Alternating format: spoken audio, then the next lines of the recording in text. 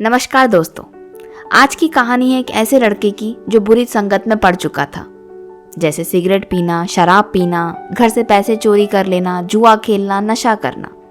ये सारी आदतें तो बहुत ज़्यादा बुरी होती हैं, लेकिन आज के समय में और भी ऐसी आदतें हैं जो इतनी बुरी तो नहीं हैं, लेकिन खराब ज़रूर हैं। अगर उन पर काबू नहीं पाया गया, उन बच्चों पर काबू नहीं पाया गया, तो वो आगे चलकर इससे भी बुरी आदतों को सीख सकते हैं। बच्चे हो या बड़े, अच्छी बातें, अच्छी चीजें सिखाना, उनको बताना बहुत मुश्किल काम होता है, लेकिन खराब चीजें बिन बताए, बिन सिखाए लोग सीख जाते हैं, बच्चे सीख जाते हैं। ऐसे में हम क्या करें कि कोई एक बात बताकर उनको पूरी कहानी, पूरी बातें सिखा दें।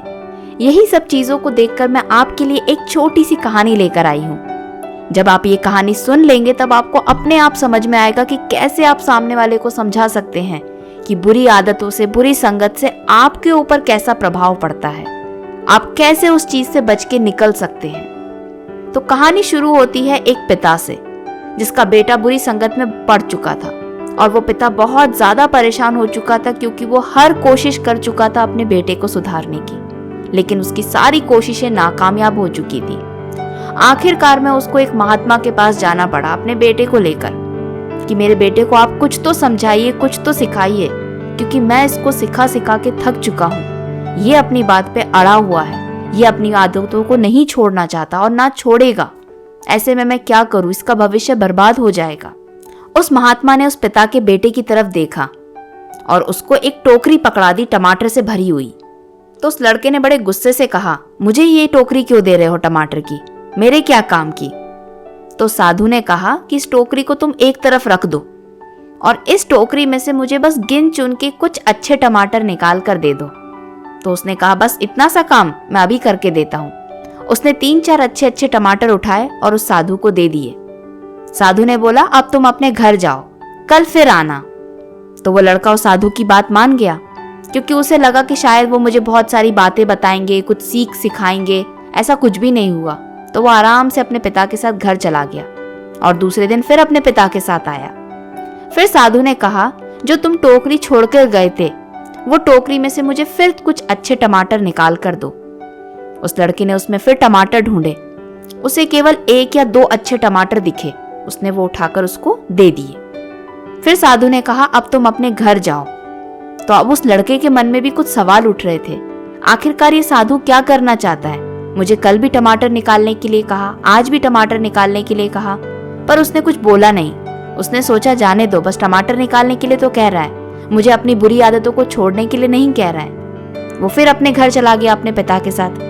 अब वो तीसरे दिन फिर से आया। अब साधु ने कहा, ये जो टोकरी है, बस आखिरी बार मुझे इसमें से कुछ अच्छे टमाटर निकाल कर दे दो। वो लड़का जैसे ही टोकरी के पास गया, उसने देखा कि सारे टमाटर सड़ चुके थे। उसमें एक भी टमाटर ऐसा नहीं था जो वो निकाल कर उस साधु को दे सके। तो उसने कहा कि इस टोकरी में तो एक भी टमाटर अच्छा नहीं है, सारे खराब हो चुके हैं, मैं आपको एक भी टमाटर अच्छा नहीं दे सकता। फिर उस साधु ने उस लड़के से कहा, अब तुम मेरे सामने यहाँ बैठ जाओ, अब मैं तुम्हें एक बात बताने वाला हूँ। अगर तुम्हें उसे समझना है तो तुम समझना, अगर नहीं समझना चाहते हो तो नहीं समझना, पर सुन जरूर लो। तो उस लड़के ने सोचा, चलो सुन ही लेते हैं।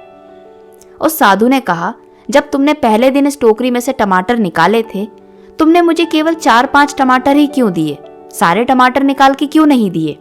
तो उस लड़के ने कहा, क्योंकि उसमें सारे टमाटर अच्छे नहीं थे, केवल गिने चुने टमाटर अच्छे थे और बाकी टमाटर थोड़े खराब हो रहे थे। फिर साधु ने कहा, तुमने दूसरे दिन भी मुझे केवल 1 या 2 टमाटर दिए। तो उस लड़के ने कहा, क्योंकि उसके बाद तो और टमाटर खराब हो चुके थे, केवल 1 और 2 बचे थे और आज तो उसमें एक भी सही नहीं है। तो साधु ने कहा, ऐसे ही आसपास के लोग होते हैं। जब लोगों में खराब आदतें होती हैं, बुरी आदतें होती हैं, तो वो धीरे धीरे गंदी आदतें दूसरों में भी फैलती हैं। इस तरीके से पूरा समाज खराब बन सकता है, बुरा हो सकता है। अगर तुम अपने आप को ऐसे गंदे लोगों के बीच से नहीं निकालोगे उन अच्छे टमाटर की तरह, तो तुम भी उन टमाटरों की तरह सड़ जाओगे, तुम भी उन बुरी आदतों में पड़ जाओगे। इसीलिए तुम्हारे पिता तुम्हें बार बार उन बुरे बच्चों से दूर रहने के लिए कहते हैं, गंदी आदतों को छोड़ने के लिए कहते हैं, जो तुम उन गंदे लोगों से सीख रहे हो। उस लड़के को साधु की बात इतनी अच्छी लगी, इतनी जल्दी समझ में आई, जो उसके पिता उसको समझा नहीं पा रहे थे। और उस दिन से उस लड़के ने सारी बुरी आदतें छोड़ दी। अपनी बुरी संगत छोड़ दी। तो आज की कहानी से हमने यही सीखा दोस्तों, आसपास का माहौल अगर खराब होता है, आसपास के लोग अगर खराब होते हैं, तो धीरे धीरे उनकी खराब आदतें भी आपके अंदर आने लगती हैं। तो इसीलिए बहुत सोच समझकर अपनी संगत को चुनिए, आपके दोस्तों को चुने। अगर आपके दोस्तों से आपके अंदर अच्छी आदतें आ रही हैं, तो आपके दोस्त, आपकी संगत बहुत अच्छी है। लेकिन आप पहले से अच्छे हैं और आप ऐसे दोस्तों के बीच में रह रहे हैं जिसकी वजह से आपकी आदतें खराब होती जा रही हैं, तो आपको अपनी संगत तुरंत छोड़ देना चाहिए, आपको अपनी दोस्ती तुरंत तोड़ देना चाहिए। आशा करती हूँ आज की कहानी आपको पसंद आई होगी। अच्छी लगी है तो इस कहानी को लाइक जरूर करें। तो मिलते हैं किसी अगले वीडियो में, जहां पर हम एक और अच्छी कहानी को सुनेंगे जो हो सकता है आपकी जिंदगी में बदलाव लेकर आए।